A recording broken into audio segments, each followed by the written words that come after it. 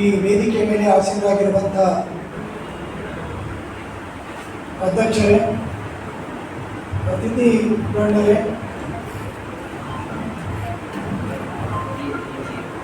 ಸಭೆಯಲ್ಲಿ ಉಪಸ್ಥಿತರಾಗಿರುವಂಥ ಹಿರಿಯರೇ, ಗಣ್ಯರೇ, ನನ್ನ ಅಣ್ಣ ತಮ್ಮಂದಿರೇ ಮತ್ತು ತಂಗಿಯರೇ, ಬಹುಶಃ ಮುಂಜಾನೆ 9:30 ಗಂಟೆಯಿಂದ ಸುಮಾರು ಇಲ್ಲಿ ತನಕ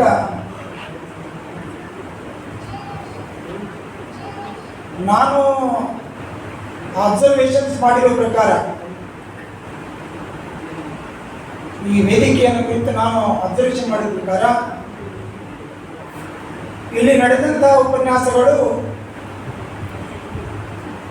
ಬಹಳ ಯಶಸ್ವಿಯಾಗಿ, ಅರ್ಥಪೂರ್ಣವಾಗಿ, ಇಂಟೆಲೆಕ್ಚುವಲ್ ಆಗಿ ಕೆಲವೊಂದು ಸಂಪನ್ಮೂಲ ವ್ಯಕ್ತಿಗಳು ತಮ್ಮ ವಿಚಾರಧಾರೆಯನ್ನು ಸಭೆಯ ಮುಂದೆ ಇಟ್ಟಿದ್ದಾರೆ. ಆದರೆ ಒಂದು ನನಗೆ ಮುಂಜಾನೆಯಿಂದ ಕಾಡುವಂಥ ಒಂದು ಏನು ಅಂದರೆ,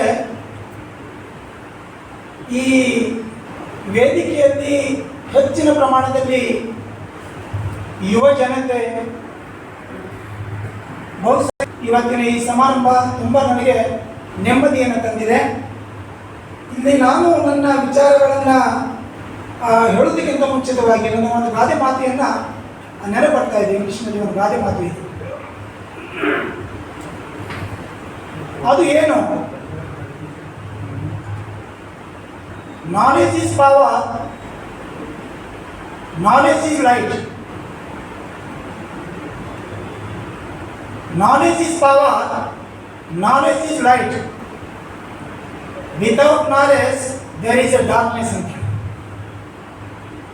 ಅಂದರೆ ಅದನ್ನು ಕನ್ನಡದಲ್ಲಿ ಈ ರೀತಿ ಆಗುತ್ತೆ: ವಿದ್ಯೆಯೇ ಅಧಿಕಾರ, ವಿದ್ಯೆಯೇ ಬೆಳಕು, ವಿದ್ಯೆಯೇ ಅಧಿಕಾರ, ವಿದ್ಯೆಯೇ ಬೆಳಕು, ವಿದ್ಯೆಯಿಲ್ಲದವನ ಬಾಳು ಕತ್ತಲಿಗೆ ಸಮಾನ ಅಂತ. ಇದು ನನಗೆ ಯಾಕೆ ನೆನಪಾಯ್ತು ಅಂತ ಹೇಳಿದ್ರೆ,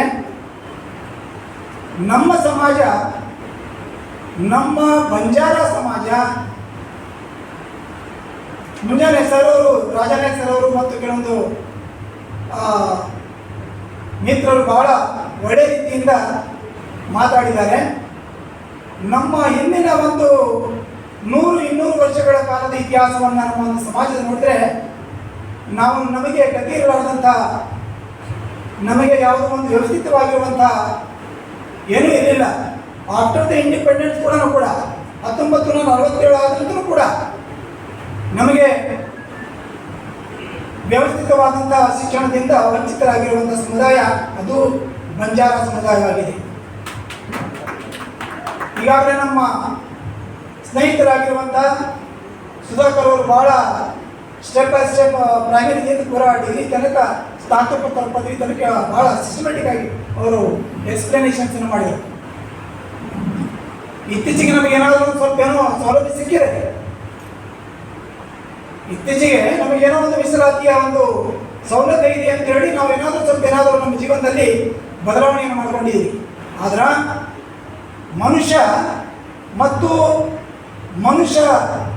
ಸಮಾಜ ಜೀವಿ ಆಗಿದ್ದಾನೆ, ಮನುಷ್ಯ ಸಮಾಜ ಜೀವಿ ಮತ್ತು ಸಂಘ ಜೀವಿ ಆಗಿದ್ದಾನೆ. ಹಾಗಾಗಿ ಸಮಾಜದಲ್ಲಿ ನಾವು ಏನಾದರೂ ಪರಿವರ್ತನೆಯನ್ನು ಕಾಣಬೇಕಾದ್ರೆ, ಸಮಾಜದಲ್ಲಿ ನಾವು ಏನಾದರೂ ಬದಲಾವಣೆಯನ್ನು ಕಾಣಬೇಕಾದ್ರೆ, ಸಮಾಜದಲ್ಲಿ ನಾವು ಏನಾದರೂ ಹೊಸತನವನ್ನು ಕಾಣಬೇಕಾದ್ರೆ ನಮಗೆ ಮುಖ್ಯವಾಗಿ ಏನು ಬೇಕಂತಂದಾಗ ಅದು ಜ್ಞಾನ ಬೇಕು. Knowledge is very important. ಅದು ಏನಿದೆ ಅಂತ ಹೇಳಿದ್ರೆ, ಅದರಲ್ಲಿ ಶಕ್ತಿ ಎಷ್ಟಿದೆ ಅಂತ ಹೇಳಿದ್ರೆ ತುಂಬ ಭಯಂಕರವಾದಂಥ ಶಕ್ತಿ ಇದೆ. Knowledge is power.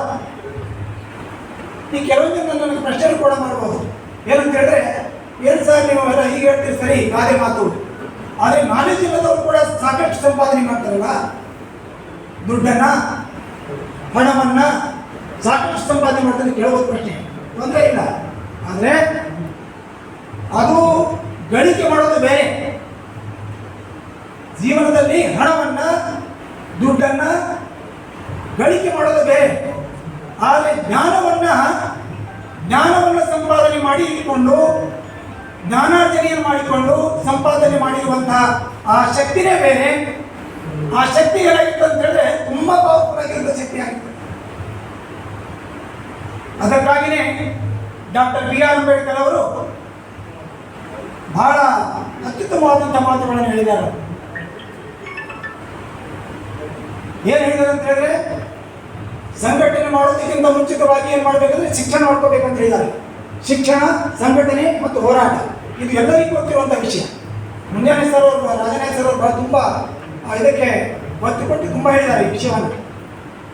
ಹಾಗಾಗಿ ನಾವು ನಮ್ಮ ಸಮಾಜವನ್ನು, ನಾವು ಶಿಕ್ಷಣದ ಜ್ಞಾನವನ್ನು, ಬೇಸಿಕ್ ನಾಲೆಜ್ ಅಂತ ಕರಿತೀವಿ ನಾವು. ಬೇಸಿಕ್ ನಾಲೆಜ್ ನಮಗೆ ಭಾಳ ಇಂಪಾರ್ಟೆಂಟ್ ಆಗಿದೆ.